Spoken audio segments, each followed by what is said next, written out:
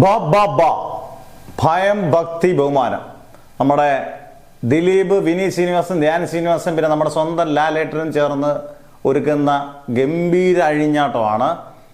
കാരണം ഇതിൻ്റെ lyrical video അല്ലെങ്കിൽ ഇതിൻ്റെ ഒരു പാട്ട് തന്നെ അഴിഞ്ഞാട്ടം എന്നായിരുന്നു. ബുക്ക് മൈ ഷോയിൽ കത്തിച്ചിട്ടുണ്ട്. ദിലീപിൻ്റെ എക്കാലത്തെ മികച്ച ഇനീഷ്യൽ കളക്ഷൻ ഒന്നായിരിക്കും. ഫസ്റ്റ് ഡേ കളക്ഷൻ എന്നുള്ളത് ഉറപ്പിച്ചിട്ടുണ്ട്. കാരണം എല്ലായിടത്തും ഒരുമാതിരി കേരളത്തിലെ എല്ലാ ഷോകളും അത്യാവശ്യം ഫുള്ള് തന്നെയാണ്.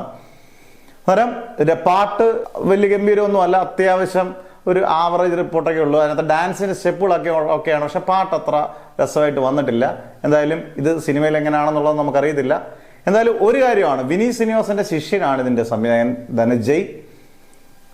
വിനീത് ശ്രീനിവാസൻ ഇതിനകത്ത് അഭിനയിക്കുന്നുണ്ട്. വിനീത് ശ്രീനിവാസനും നമ്മുടെ ദിലീപും തമ്മിലുള്ള ഈഗോ ക്ലാഷ് ആണ് മെയിനായിട്ട് ഈ സിനിമയുടെ ഒരു പ്ലോട്ട് എന്ന് പറയുന്നത്. അന്നേരം അത് നമുക്ക് ആ ട്രെയിലർ കാണുമ്പോൾ തന്നെ അത്യാവശ്യം അറിയാം. ധ്യാൻ ശ്രീനിവാസനുണ്ട്, ഒരുപാട് താരങ്ങൾ, ഇഷ്ടം പോലെ താരങ്ങൾ അഭിനയിച്ചിരിക്കുന്ന സിനിമയാണ്. അതുപോലെ തന്നെ ദിലീപിന്റെ ഗുരുവായിട്ട് നമ്മുടെ സ്വന്തം ലാലേട്ടൻ വരുന്നുണ്ട്. ഒരു 10-20 മിനിറ്റോളം മോഹൻലാൽ കാണുമെന്നാണ് പറയുന്നത്.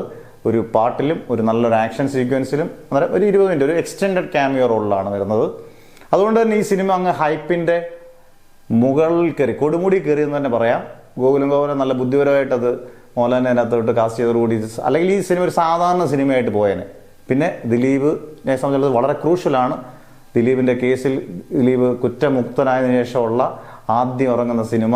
ഇത് ഗംഭീര വിജയമായ ദിലീപിന്റെ മുന്നോട്ടുള്ള യാത്രകൾക്ക് അടിപൊളിയായിരിക്കും.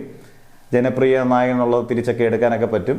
ഒരു പേഴ്സണൽ ലൈഫും ബാക്കി സിനിമയൊക്കെ തമ്മിൽ വേറെയാണ്. എന്തായാലും പേഴ്സണൽ ലൈഫ് വേറെയാണ്, സിനിമയാണ്. നമ്മളെല്ലാ സിനിമാ താരങ്ങളും എല്ലാ വ്യക്തികളും ഗംഭീരമായി പേഴ്സണൽ ലൈഫിലാവണമെന്ന് നിർബന്ധമൊന്നുമില്ല. സിനിമ വ്യത്യസ്തമാണ്.